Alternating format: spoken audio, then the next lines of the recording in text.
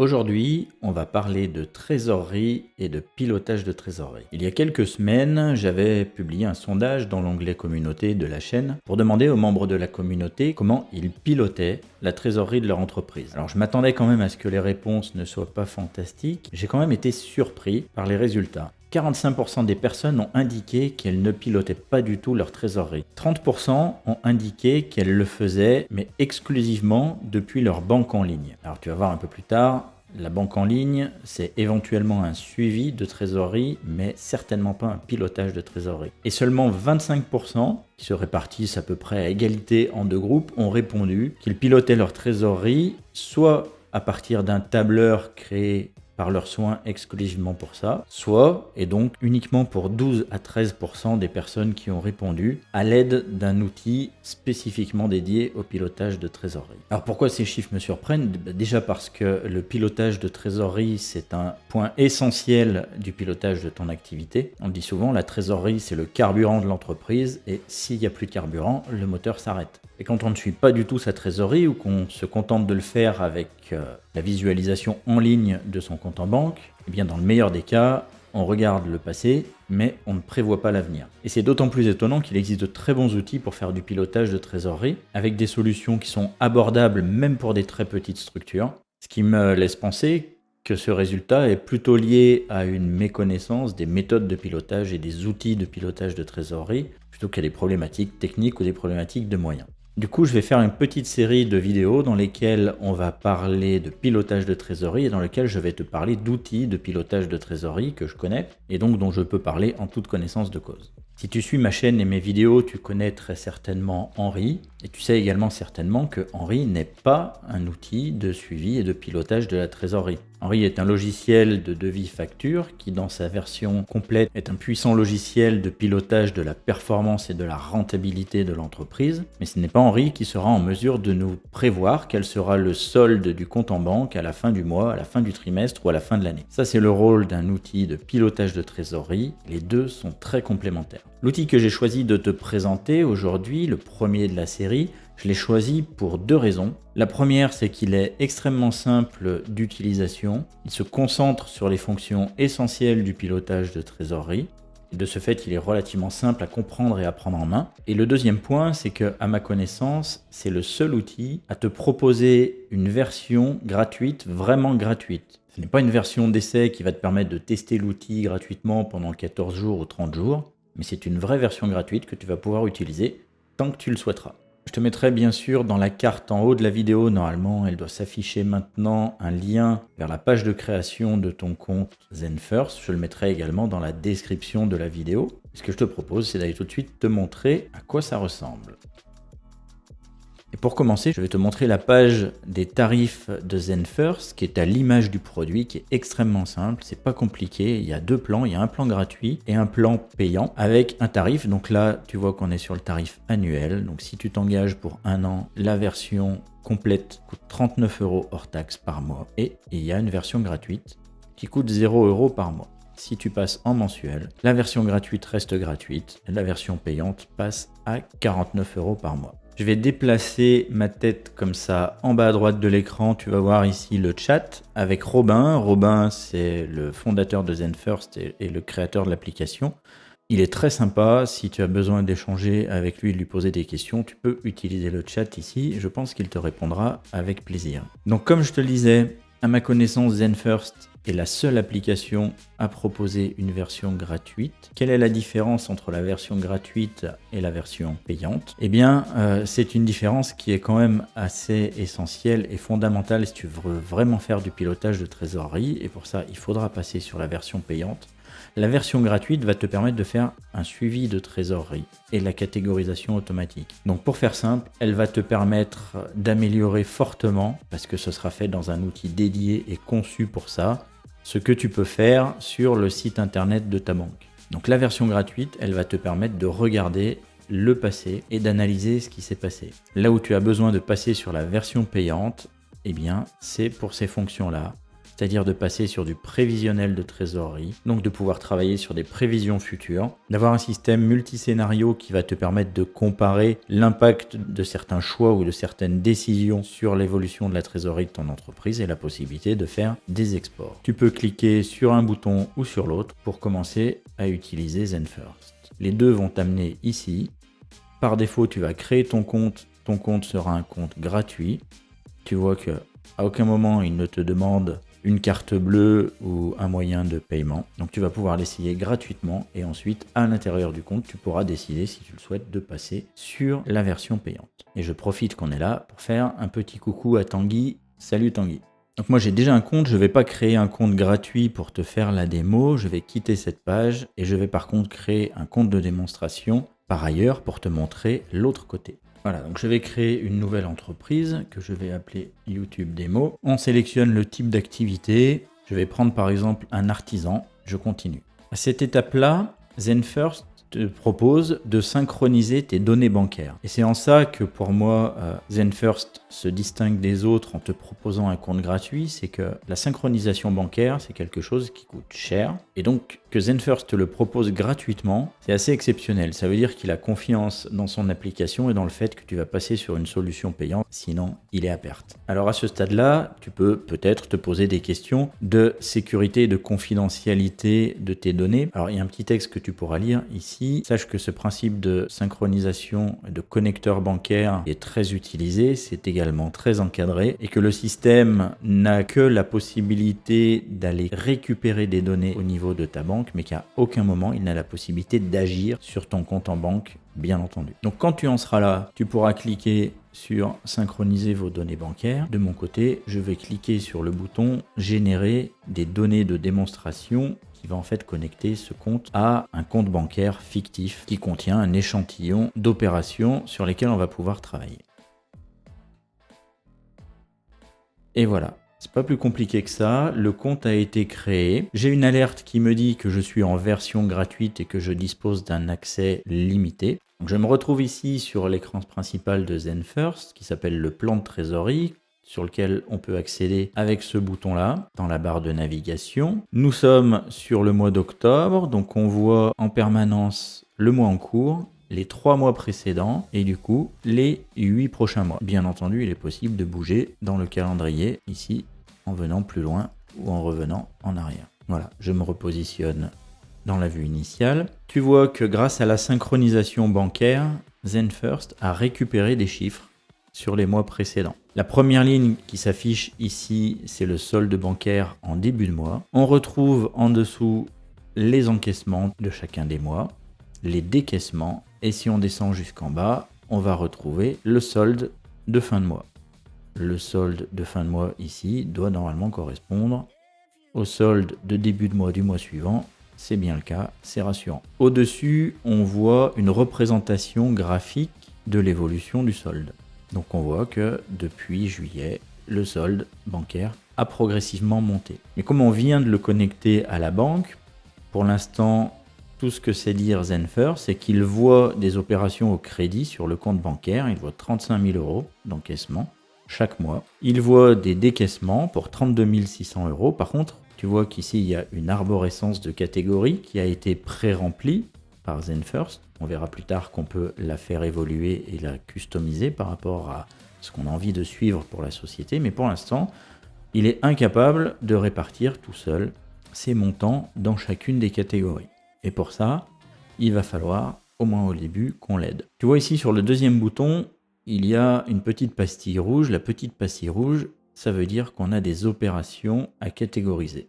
Elles ne le sont pas encore. Donc je vais venir cliquer ici. Et là, je vois la liste de toutes les opérations qui ont été récupérées sur le compte bancaire. Il y en a 2 pages. Et ZenFirst me demande d'attribuer des catégories. Donc ma première ligne, par exemple, c'est le loyer d'octobre. Je vais l'affecter à la catégorie loyer. J'ai affecté la première opération à la catégorie loyer. Son algorithme a repéré qu'il y a d'autres opérations qui ressemblent à celle-ci et il les a pré-catégorisées. Il y en a 3. Tu vois qu'il a pré-rempli sur les lignes suivantes la catégorie loyer et il me met une petite pastille verte à côté qui me demande de confirmer s'il ne s'est pas trompé.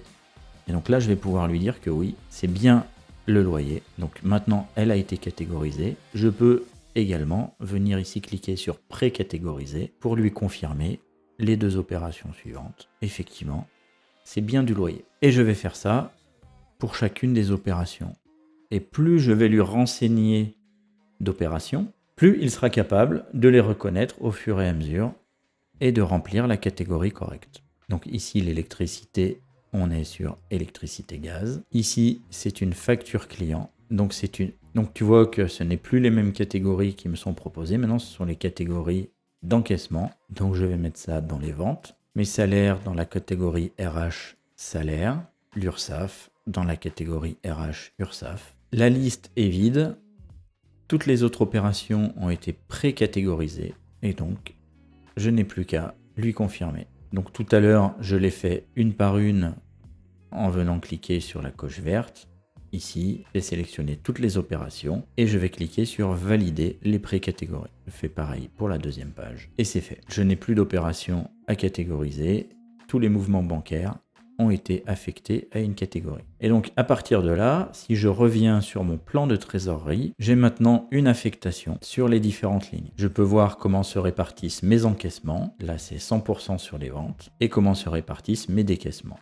Si je souhaite modifier les catégories, ici tu vois j'ai par exemple vente, je pourrais avoir envie de catégoriser les ventes par client ou par type de vente par exemple. C'est tout à fait possible de venir modifier les catégories. Pour ça, on vient sur le bouton en forme d'étiquette et on va retrouver toute l'arborescence des catégories et je pourrais très bien sur les ventes par exemple venir ajouter une sous-catégorie vente de produits. Alors Zenfirst vient de m'alerter qu'en rajoutant la sous-catégorie, eh bien, il va décatégoriser mes ventes puisque je vais devoir les affecter à nouveau. Et je pense que tu me vois venir en termes de sous-catégorie. Je vais ajouter la vente de services. Bravo. Puisque tu le sais, il est important de décomposer les produits et les services pour un bon pilotage de l'activité. Je reviens sur les transactions bancaires. J'ai des opérations à catégoriser et donc ma facture numéro 1, c'était du produit. Et cette fois, je ne vais pas le laisser faire. Ma facture numéro 2, c'était du produit aussi. Par contre, la facture numéro 3, c'était des services. Et la 4, c'est les produits. Je reviens sur le plan de trésorerie. Et j'ai maintenant la décomposition en vente de produits et vente de services. Au niveau du haut du plan de trésorerie, tu vois ici que les boutons sont grisés. En effet, dans la version gratuite, ce n'est pas possible de travailler sur les scénarios, ni d'éditer les budgets pour réaliser des prévisions. Je peux afficher le suivi de trésorerie. Je peux ajouter l'évolution du budget qui nous permet de comparer mois par mois les entrées et les sorties, ou alors la version mixte dans laquelle on voit les deux. Bien sûr, scénario affiché, je n'en ai pas puisque je suis en version gratuite. En cliquant sur le petit bouton ici, tu peux accéder aux informations, donc ton profil, les analyses, je vais y revenir, les paramètres. Et dans les paramètres, donc tu as le nom de l'entreprise, tu peux définir ton seuil de trésorerie minimum, donc c'était la ligne qu'on voyait, j'ai par exemple défini que je veux un minimum de 8 000 € de trésorerie. Et tu peux également activer une fonctionnalité de TVA qui te fera un prévisionnel de TVA. Ça ne remplace pas bien sûr une vraie analyse des déclarations de TVA, mais ça permet de se donner une idée des dépenses de TVA. Et tu as également la possibilité de suivre les factures engagées. J'enregistre. Tu as la possibilité de créer des utilisateurs. Le jour où tu décides de bosser avec moi sur le pilotage de ton entreprise, tu pourras créer un compte pour que je puisse accéder et qu'on travaille ensemble sur les scénarios. Tu peux faire ça également pour ton associé, pour ton expert comptable, pour qui tu veux. Et tu as la possibilité d'ajouter des intégrations puisque Zenfirst s'interface avec différents outils, avec Axonaut, avec Intuit ou avec celle-ci, si tu les utilises. Le dernier point que je vais te montrer, c'est la partie analyse, ici. Et donc, dans les analyses, tu vas pouvoir, en fonction de ce que tu as renseigné, voir comment se répartissent tes encaissements sur les différentes catégories, comment se répartissent tes dépenses sur les différentes catégories. Donc, je suis sur des données de test, il n'y a pas énormément de catégories, mais tu vois le principe. Et en dessous, tu vois l'évolution du flux de trésorerie sur chacune des catégories. Voilà, maintenant qu'on a fait ça, je voudrais te montrer la partie intéressante. Donc je vais changer de société et je vais passer sur un compte qui lui dispose de toutes les fonctions. Et donc ce qu'on va pouvoir faire quand on est dans la version complète, c'est travailler sur des scénarios. Donc pour ça, je vais éditer les budgets. Et je vais commencer par les décaissements. Je vais lui dire que mon fournisseur 1, je prévois de lui commander pour 2500 € de matériel tous les mois. Mon fournisseur 2, 950 € tous les mois. J'ai un sous-traitant qui va me coûter 870 € en octobre et 1520 € en décembre. J'ai mes salaires pour 15 000 € par mois. L'URSSAF, pareil. Les loyers continuent. Le gaz et l'électricité augmentent. Et donc, j'ai en bas l'évolution de mes dépenses sur les prochains mois. Côté client, j'ai un client avec qui j'ai régulièrement 12 000 € par mois. Et j'ai un autre client avec qui j'ai un contrat également qui me rapporte 16 000 € par mois. Et là, en termes de prévisionnel, ça me permet de voir que mon solde bancaire, à ce rythme-là de dépenses et d'encaissement, va tomber à 0 sur la deuxième partie du mois de décembre. Du coup, j'ai la possibilité de créer un nouveau scénario. C'est un scénario vert. Et dans le scénario vert, à partir de novembre, le client 2 augmente ses volumes de commandes et passe à 25 000 €. Et je vois maintenant quelle est l'évolution de mon prévisionnel bancaire dans ce scénario-là. Oui, mais par contre, l'engagement à partir de novembre, il n'est que pour 4 mois. Et à partir de mars, on revient à 16 000. Et donc voilà le nouveau prévisionnel. Et donc j'ai maintenant deux scénarios. Mon scénario de base, sur lequel je vais avoir une trésorerie qui va chuter progressivement sur les prochains mois. Et du coup, le scénario sur lequel je veux mettre mon équipe commerciale qui va aller rechercher des nouvelles affaires pour compenser cette baisse de trésor. Et je sais qu'à partir du mois de mars, je dois rentrer de nouveaux contrats à nouveau pour faire face aux charges de l'entreprise. Le dernier point que je vais te montrer, je l'ai activé tout à l'heure, donc tu vois les factures engagées sont apparues ici. C'est une fonction importante puisque dans le budget, tu vois ici que je n'ai mis que des prévisions de chiffres. Mais imaginons qu'avec un client, donc avec mon client 1, j'ai un marché qui est en cours, c'est du ponctuel, ce n'est pas du récurrent. Par contre, on va facturer 32 000 € avec une TVA à 20.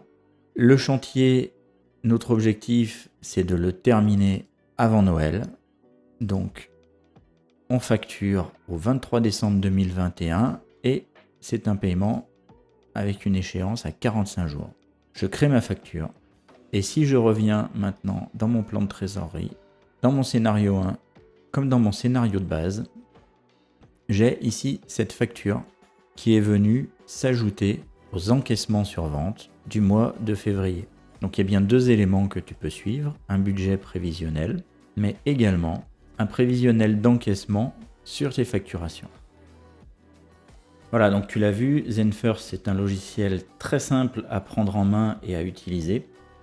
Dans tous les cas, essaye-le ne serait-ce qu'en version gratuite parce que ça va déjà t'apporter une facilité d'utilisation, un plus par rapport à la simple consultation de tes relevés bancaires en ligne sur le site de ta banque. J'espère que ça t'a plu, c'était une première approche du pilotage de trésorerie. Dis-moi si ce type de sujet t'intéresse, si tu veux qu'on approfondisse, dis-moi s'il y a des outils en particulier que tu voudrais voir tester. Like la vidéo, pense à t'abonner si ce n'est pas encore fait.